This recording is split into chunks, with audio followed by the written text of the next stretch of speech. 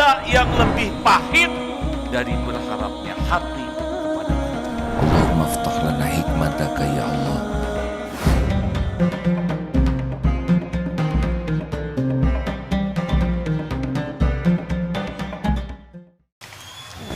Bismillahirrahmanirrahim. Assalamualaikum warahmatullahi wabarakatuh.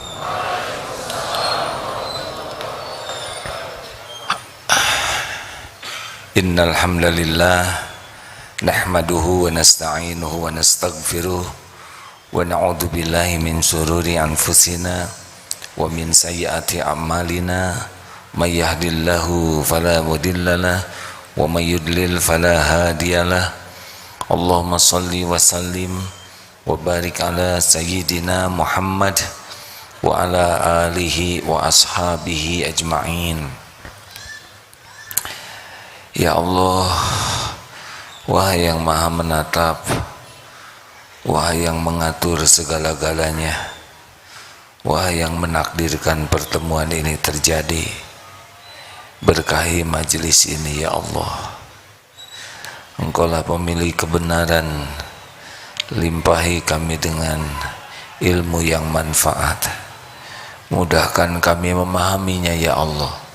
Bimbing agar kami bisa mengamalkan dengan ikhlas dan bisa menyampaikan dengan tulus.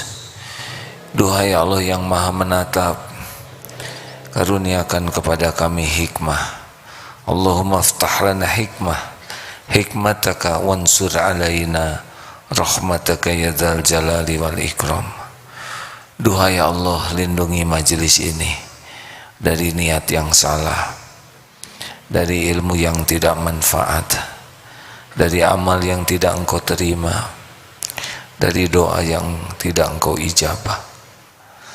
Lindungi majelis ini dari segala tipu daya setan, dari apapun yang tidak engkau ridhoi.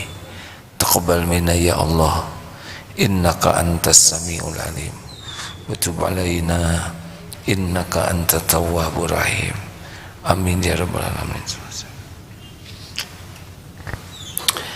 Bagi yang ingin bahagia, ada hadis Rasulullah SAW, ringkas tapi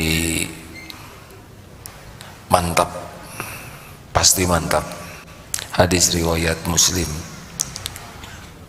Rasulullah SAW bersabda, qad aflaha man aslama.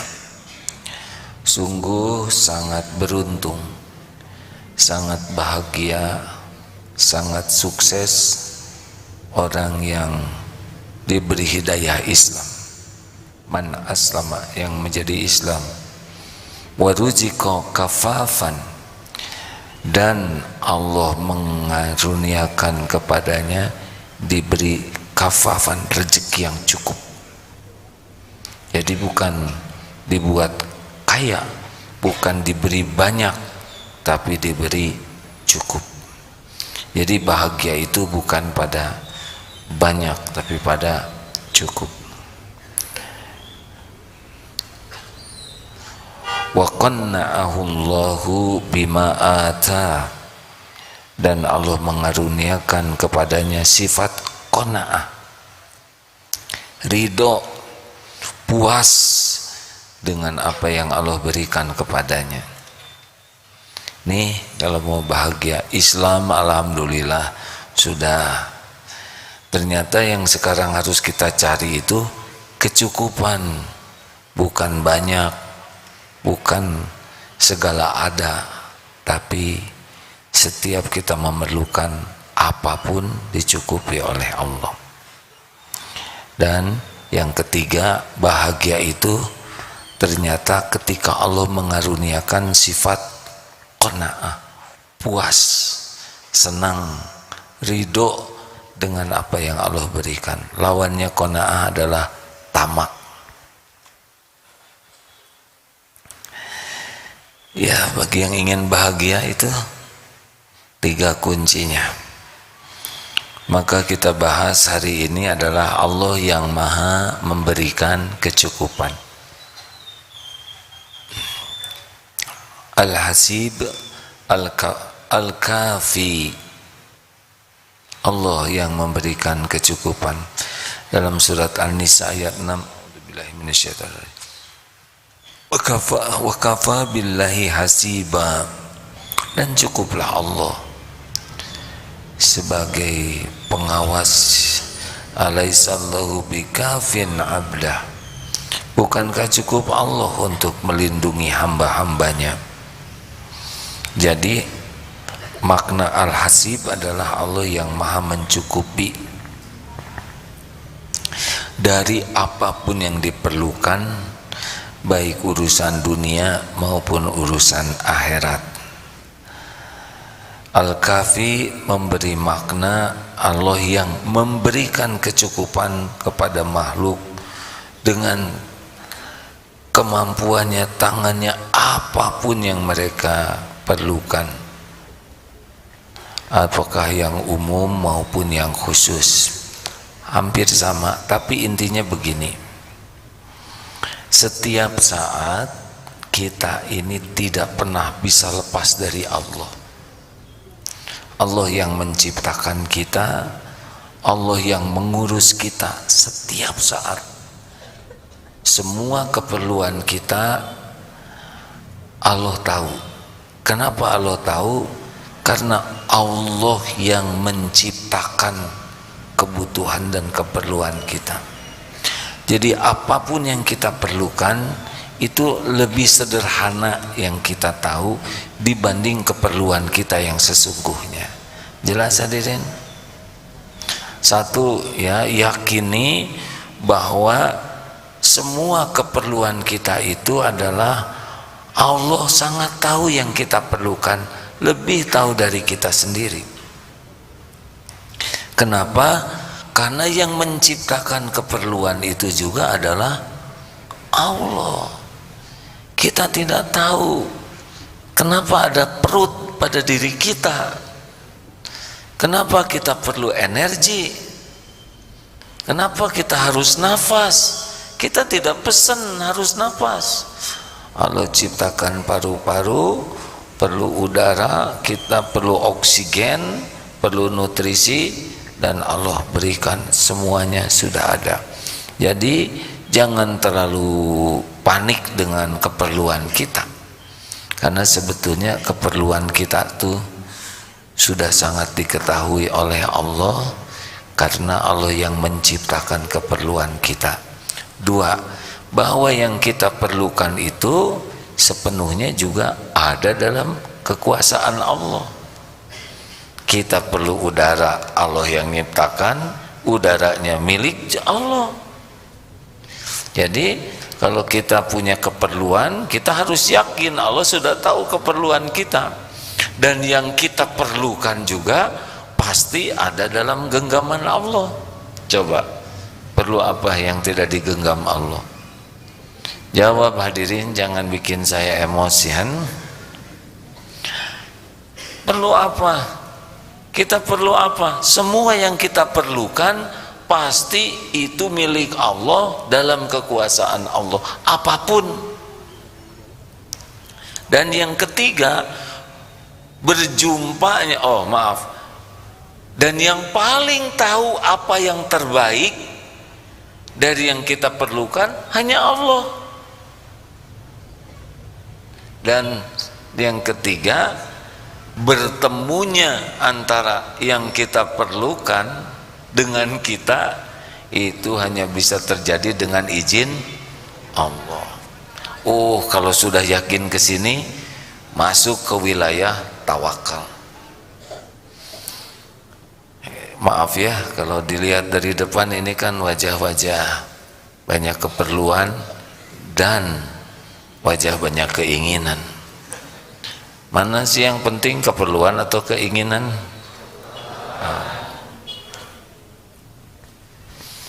Baik, kita coba bahas ya. Ini kalau sudah yakin ini jauh lebih tenang hadirin. Karena jaminan Allah itu, wa may yatawakkal 'alallah fahuwa hasbuh. Dan barang siapa yang bertawakal kepada Allah, Allah cukupi. Allah mencukupkannya. Innallaha balighu amri qad ja'alallahu likulli syai'in qadra. Barang siapa yang bertawakal kepada Allah, niscaya Allah akan cukupkan keperluannya. Sesungguhnya Allah melaksanakan, innallaha balighul amri, melaksanakan apa yang dikehendakinya. Qad ja'alallahu likulli syai'in qadra. Dan sesungguhnya Allah mengadakan ketentuan bagi segala sesuatu. Jadi kecukupan itu gerbangnya diikatkannya kepada tawakal. Jadi bukan diikatkan kepada pinter, bukan diikatkan kepada keahlian, bukan kepada kehebatan, bukan pada kerja sangat keras, bukan juga pada profesionalisme. Itu semua adalah amal soleh. Tapi yang paling kuat membuat kita tercukupi adalah ketawakalan.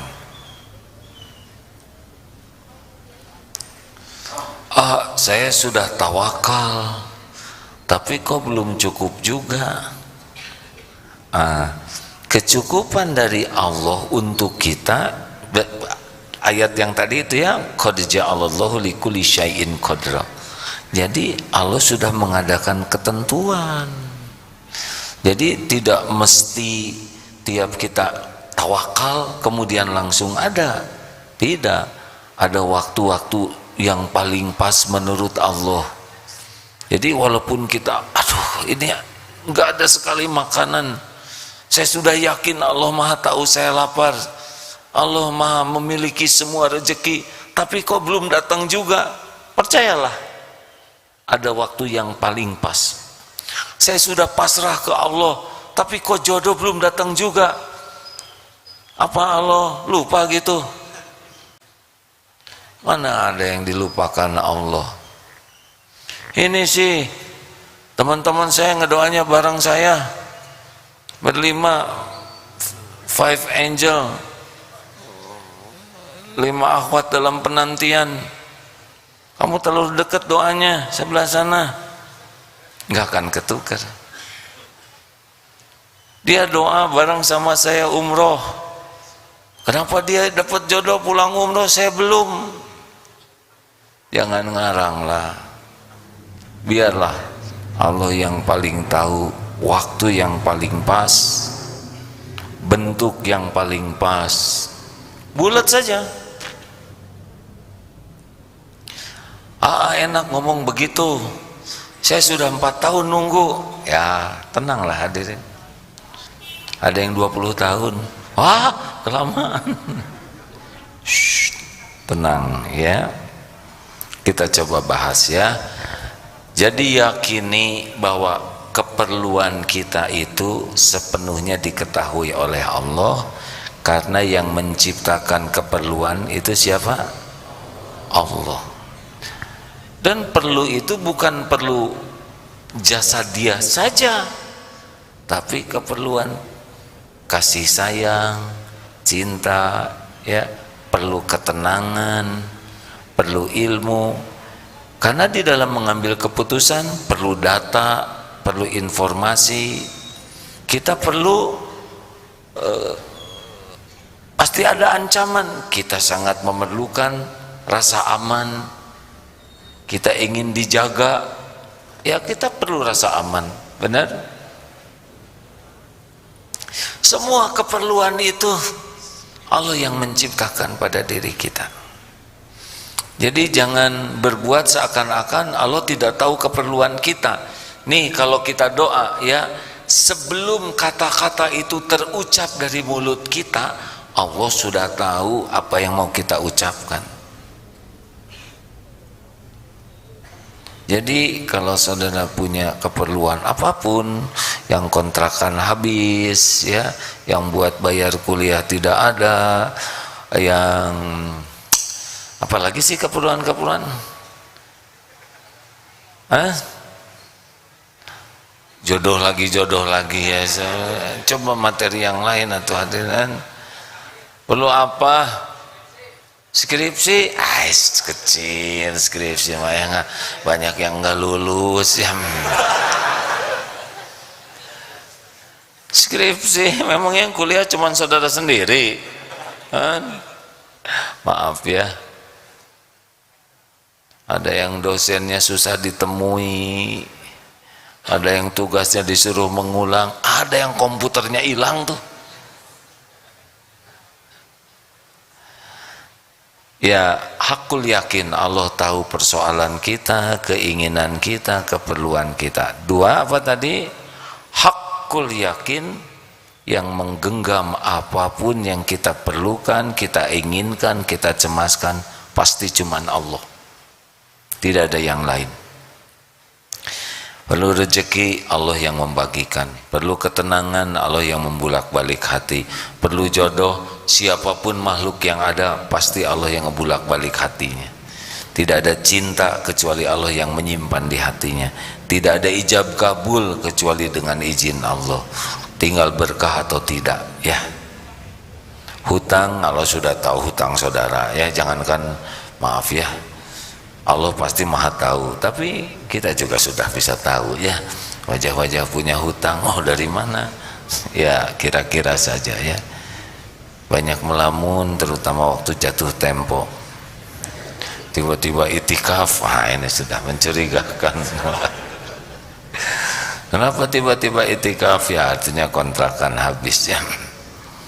Allah sudah sangat tahu, Allah yang menggenggam. Jadi tidak bisa ke siapa-siapa. Mau minta apapun pasti ada dalam kekuasaan Allah. Termasuk yang mengancam kita. Yang mengancam kita pasti makhluk ciptaan Allah. Saya diancam oleh gangster. Itu si begeng itu juga tetap aja makhluk ciptaan Allah, makhluk yang diberi makan oleh Allah, diurus oleh Allah, dan tidak bisa membawa mudarat kepada kita tanpa izin Allah. Makanya tinggal hakut tawakkuli, tinggal yakinnya tuh benar tidak. Nah kalau udah bulat yakinnya, sebagaimana bumi dan langit ini tawakal kepada Allah, sebagaimana burung-burung yang terbang tawakal kepada Allah, itu jatuh, itu jaminan Allah kepada kita. Makin kuat tawakalnya, udah dapat. Seperti yang beberapa kali diucapkan, ya, tentang hadis siapa yang keluar dari rumah. Sebentar saya bacakan hadis ini, penting bagi yang mau yakin dengan, oh ini hadis, idza kharaja rajulu min baitihi faqala, apabila seorang keluar dari rumahnya lalu berkata bismillahi tawakkaltu 'alallahi, dengan menyebut nama Allah aku bertawakal kepada Allah, la haula tiada daya wala quwwata tiada upaya illa billah kecuali dari Allah, maka qala beliau berkata yuqalu dikatakan kepadanya seketika itu juga hudita wa kufita wa wukita, engkau telah mendapat petunjuk, engkau telah diberi kecukupan dan dipelihara, maka setan pun menjauh dari dirinya.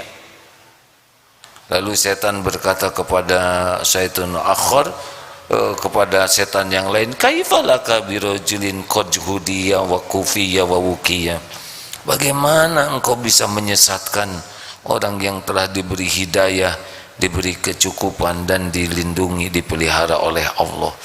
Ini teman-teman sekalian ada keterangan dari seorang ulama, insya Allah perkataannya bisa dipercaya. Ada yang ulama datang ke tukang santet, ke tukang sihir, dan memang menangkap tukang sihir ini.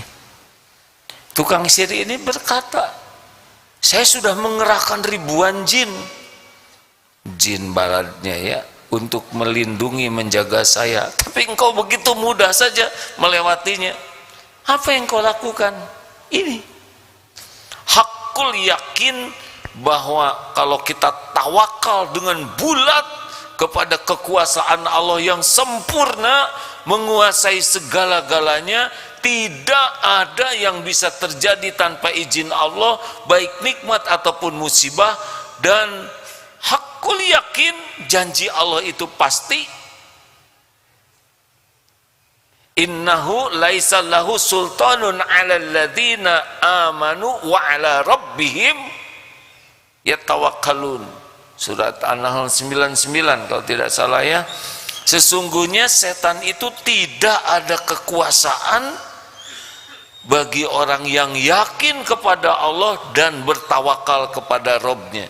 Jadi jin-jin itu, setan-setan itu enggak berdaya. Tidak rumit untuk memahaminya hadirin. Mau jin, mau setan, mau apapun itu makhluk ciptaan Allah yang tunduk takluk kepada kekuasaan Allah secara sempurna. Allah mengetahui, tawakal itu amalan hati ya hadirin. Allah subhanahu wa ta'ala mengetahui ini hambanya yakin kepada Allah, bulat, utuh, ajeg, hakul yakin Allah tidak menyia-nyiakan dirinya. Sebagaimana Nabi Ibrahim hakul yakin kepada Allah, walaupun ditawari mau ditolong oleh malaikat Jibril, enggak, cukup Allah saja yang menolong. Dan mudah bagi Allah membuat api itu menjadi dingin. Nabi Musa diperintahkan menuju laut, di belakangnya Fir'aun dengan bala tentara yang canggih, di depannya adalah lautan. Hanya karena hakul yakin perintah Allah itu benar, hakul yakin Allah tidak pernah mengecewakan, tidak pernah mengingkari janji, patuh saja di depan lautan, di belakang bala tentara musuh. Kalau Allah melindungi tidak usah dibalik tiba-tiba perang. Nah, ini sunatullahnya tidak seimbang. Cukup saja sesuatu yang tidak terduga, terbelahlah lautan, masuk, nyebrang, dan giliran bala tentara Fir'aun masuk, tutup. Jadi kalau ada yang punya kekuasaan besar menurut ukuran duniawi ya, super power atau apapun, cara Allah mengalahkan mereka begitu mudah saja bagi Allah. Jadi tidak harus membayangkan, wah itu melawan suatu yang berkuasa, yang adikuasa. Kalau Allah mau, sangat mudah bagi Allah, banyak jalan tanpa harus diadu begini. Benar?